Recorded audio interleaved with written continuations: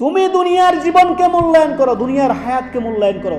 তোমার সামনে মৃত্যু আসার পূর্বে, আল্লাহ আকবার, মৃত্যু যখন আসবে তখন আর নেক আমল করার সুযোগ নেই। তখন বলবেন রব্বির জীবন, রব্বির জীবন, আল্লাহ আমাকে ফিরিয়ে দেন। কি জন্য? আমি কিছু সৎকর্ম করব। কি জন্য? আমি কিছু নেক আমল বাড়িয়ে আসবো। কি জন্য? আমি কিছু দিনের কাজ করে আসবো, নিজে কিছু ভালো আমল করে আসবো। আল্লাহ বলতেছেন তোমাকে অনেক সময় দেওয়া হয়েছে, আর এখন তোমাকে সময় তুমি করোনি, অনেক সময় তোমাকে দেওয়া হয়েছে, তুমি করোনি। রাসূলুল্লাহ সাল্লাল্লাহু আলাইহি ওয়াসাল্লামের উপদেশ, তিনি বলছেন ও হায়াতাকা ক্বাবলা মাউতিক, তোমার মৃত্যু আসার, তোমার কাছে উপস্থিত হওয়ার পূর্বে তুমি দুনিয়ার জীবনকে মূল্যায়ন করো। হেলায় ফেলে দিও না, ধোকায় পড়ে থেকে না। যে তোমার পাশে, তোমার বাড়ির পাশে এই যে কবরের স্থানে নতুন নতুন কবর দেওয়া হচ্ছে, তোমার সামনে দিয়ে জানাজা চলে যাচ্ছে, তুমি কি ভাবতেছো তুমি যে সারা জীবন দুনিয়াতে থাকবা? না না না না, নির্ধারিত একটা সময়ের জন্য আল্লাহ তোমাকে দুনিয়াতে পাঠিয়েছেন। দিন দিন, ডে বাই ডে তুমি কবরের দিকে আগাচ্ছ। ধোকায় পড়ে থেকো না। ধোকায় পড়ে থাকলে নিজেরও ক্ষতি করবা, দুনিয়া ক্ষতি করবা, আখিরাতও ক্ষতিগ্রস্ত হবা।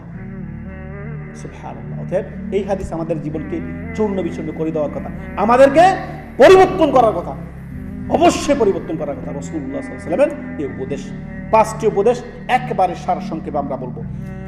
নবী সাল্লাল্লাহু আলাইহি সাল্লাম বলেছেন, সহিহ আল জামির হাদিস নাম্বার 1077 নম্বর হাদিস, নবী সাল্লাল্লাহু আলাইহি সাল্লাম বলেন, ইগতানিম, গনিমত মনে করো, সুবর্ণ সুযোগ মনে করো তোমার জন্য, খামসান ক্বাবলা খামসিন, 5টি অবস্থা আসার পূর্বে 5টি অবস্থানকে তুমি কি করো? অবস্থাকে মূল্যায়ন করো, গনিমত মনে করো, সুবর্ণ সুযোগ মনে করো।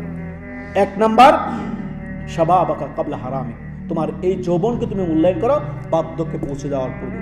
যৌবন পেয়ে তুমি যেমন ইচ্ছা তেমন চলো না, যেমন ইচ্ছা তেমন অবাধ্যতার জীবন যাপন করো না, হারাম নাজায়েজে জড়িয়ে পড়িও না, জেনা ব্যভিচারে জড়িয়ে পড়িও না। সতর্ক সাবধান, নারী পুরুষ সবাইকের জন্য এই হাদিস। সুবহানাল্লাহ। অতএব মেরে ভাই, দুনিয়ার জীবনে আছে আমরা নেক আমলে নিয়ে যাব, আখিরাতের সঞ্চয় নেক আমল নিয়ে যাব, আমরা সৎকর্ম বাড়িয়ে দিব, গুনাহকে ছেড়ে দিব। মউত আসবে, ওয়াজাআত সাকরাতুল মাউত বিল হক, যালিকা মা কুনতা মিনহু। মানুষ ধোকায় থাকবে না, আসমানে থাকো, জমিন থাকো, যেইখানে থাকো না কেন, মৃত্যু তোমাকে ধরবেই ধরবে। নির্ধারিত সময় তোমার সামনে আসবেই, মৃত্যু, মালাকুল মউত আসবেই। কুল্লু নাফসিন যায়িকাতুল মাউত, প্রত্যেক প্রাণের যার ভিতরে আল্লাহ প্রাণ দিয়েছেন তার মৃত্যু আসবেই আসবে। ইন্নাল্লাহা হাইয়ুন লা ইয়ামুত, আল্লাহ একমাত্র হচ্ছেন চিরঞ্জীব, এছাড়া সমস্ত সৃষ্টি একদিন কুল্লু মান আলাইহা ফান, ধ্বংস হয়ে যাবে এই পৃথিবী।